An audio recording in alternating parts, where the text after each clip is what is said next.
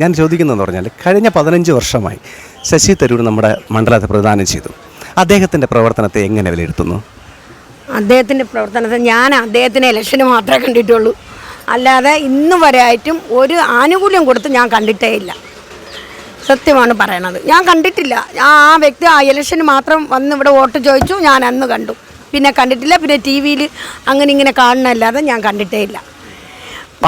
വാക്കുകൾ അദ്ദേഹം M P ആയതിനു തൊട്ട് മുമ്പ് അദ്ദേഹം നടത്തിയ വാഗ്ദാനങ്ങൾ പാലിച്ചു എന്ന് തോന്നുന്നുണ്ട്. എന്തോന്ന് പാലിച്ചിട്ടുണ്ട്, എന്തോന്നാണ് പാലിച്ചിട്ടുണ്ട്.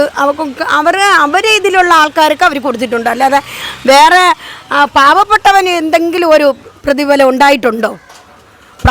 പാവപ്പെട്ടവൻ്റെ ഇതിൽ നിന്ന് കൈയിട്ട് വാരി അവർ കൊണ്ടുപോകണമല്ലാതെ അവർ എന്തെങ്കിലും ഒരു ആനുകൂല്യം ഇന്ന് വരെയായിട്ട് നൽകിയിട്ടുണ്ടോ?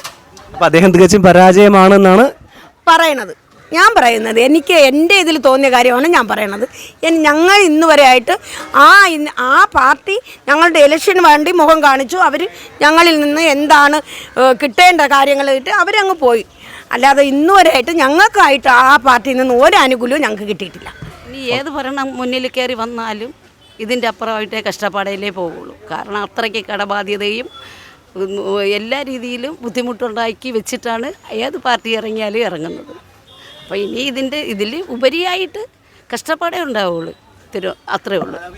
തിരുവനന്തപുരം പാർലമെൻറ്റ് മണ്ഡലത്തിലെ നമ്മൾ ഇത്രയും 15 വർഷക്കാലമായിട്ട് എം പി ആയിരുന്ന ശശി തരൂരിൻ്റെ പ്രവർത്തനത്തെ എങ്ങനെ കാണും? അതെങ്ങനെ കാണാനെന്ന് പറഞ്ഞാൽ കണ്ടിട്ട് കാര്യമില്ലല്ലോ. എല്ലാ രീതിയിൽ കണ്ടിട്ടും വളരെയേറെ ഭാരങ്ങളും ബുദ്ധിമുട്ടുകളും അല്ലേ നല്ല രീതിയിൽ പ്രവർത്തിച്ചു. എം പി നല്ല രീതിയിൽ പ്രവർത്തിച്ചു, പറഞ്ഞ വാക്കുകളൊക്കെ പാലിച്ചു എന്ന് തോന്നുന്നു. കുറച്ചൊക്കെ പാലിച്ചിട്ടുണ്ട്, ബാക്കിയൊക്കെ വെള്ളത്തിൽ വരച്ചതുപോലെ പോയി. എന്തെങ്കിലും കാര്യങ്ങൾ അദ്ദേഹത്തിന് ചെയ്യാൻ കഴിയുമായിരുന്നു. അതൊരു എം പി എന്ന രീതിയിൽ ഒരുപാട് കാര്യങ്ങൾ ചെയ്യാൻ കഴിയുമായിരുന്നു. അതായത് നമ്മൾ കേട്ടിട്ടുണ്ട് നേരത്തെ കുറേ ഹൈക്കോടതി ഡിവിഷൻ ബെഞ്ച് കൊണ്ടുവരുന്നു, പിന്നെ നമ്മുടെ തിരുവനന്തപുരത്തിൽ ബാഴ്സലോണ നഗരമാക്കുന്നു എന്നൊക്കെ പറഞ്ഞിട്ടുണ്ടല്ലോ. അപ്പോൾ അതൊക്കെ ചെയ്യാമായിരുന്നു എന്ന് തോന്നുന്നു.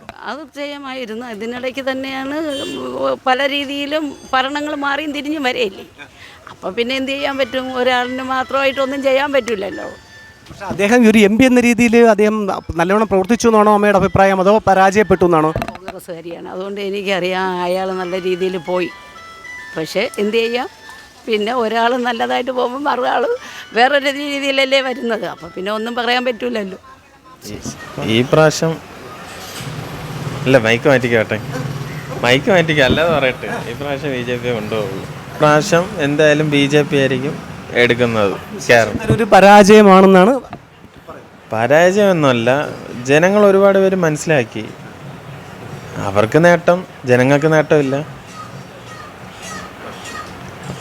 അത്രേ ഉള്ളൂ എനിക്ക് പറയാനുള്ളൂ. അത്രേ ഉള്ളൂ. കറക്റ്റ് അല്ലേ? ഉള്ള കാര്യമല്ലേ പറയണം. ഉള്ള കാര്യം പറയുമ്പോൾ കൊള്ളേണ്ട അടുത്ത് കൊള്ളും.